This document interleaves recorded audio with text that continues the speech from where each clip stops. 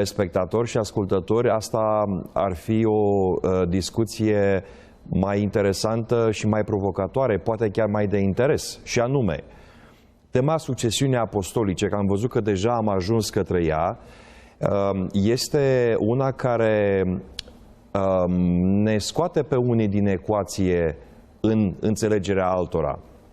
Ea a apărut din dorința creștinilor de a fi vera ecclesia, de a fi biserica adevărată. Și lucrările Conciliului de la Constantinopol din 381 au adăugat niște fraze, niște propoziții crezului de la Nicea din 325 și în acest crez niceano-constantinopolitan biserica este definită, bisericii se dau niște semne, niște mărci. Una sancta, catolica et apostolica. Una sfântă, catolică și apostolică. Tema asta, succesiunea apostolice, este extrem de importantă, pentru că ea se referă la unul dintre cei 4 piloni ai bisericii adevărate.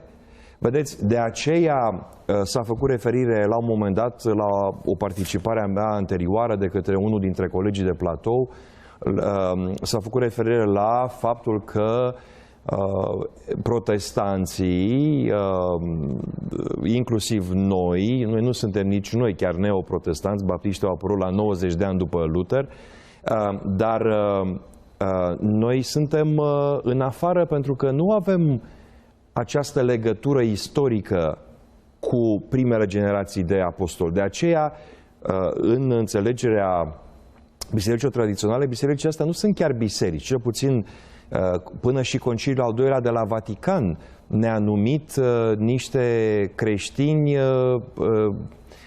sunt grupuri ecleziale, nu sunt biserici, noi nu suntem recunoscuți ca biserică. Tocmai pentru că ne lipsește această caracteristică a apostolicității.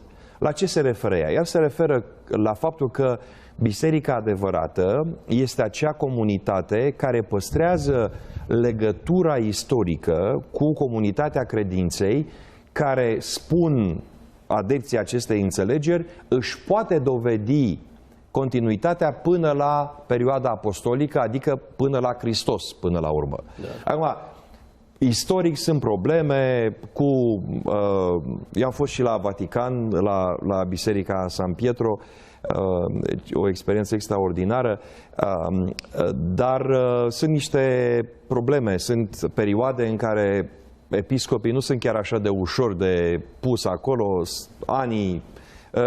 adevărul e că să vii cu o listă de episcopi ai Romei timp de 2000 de ani e cam complicat. Noi în țară nu putem să ne facem măsurătorile, noi nu avem cadastru pe ultimii 50 de ani, de remite pe 2000. Acolo sunt oricum alte arhive, dar vedeți, problema asta este foarte mare pentru noi din perspectiva credincioșilor din bisericile tradiționale. Noi nu suntem biserici, pentru că nu avem această apostolicitate, dar așa după cum este definită ea de acești teologi. Da? Apostolicitatea, succesiunea apostolică e acești teologi susțin că trebuie să ai 4 stâlpi pe care se... Sunt 4 semne ale bisericii adevărate. Sfântă, apostolească... Una sancta, sfântă, apostolească și catolică. Și catolică, universală. Sobornicească. Dacă lipsește unul din acești piloni, nu e biserică. Nu ești biserică. Și nouă, de aceea... Asta să spunem publicului după definiția unor teologi. Eu asta am sperat să ajungem unde ne doare, că dacă ne ducem să vorbim numai despre tagmele de slujitori sau diferențele care sunt și acolo, e un aspect, dar aici discuția este esențială.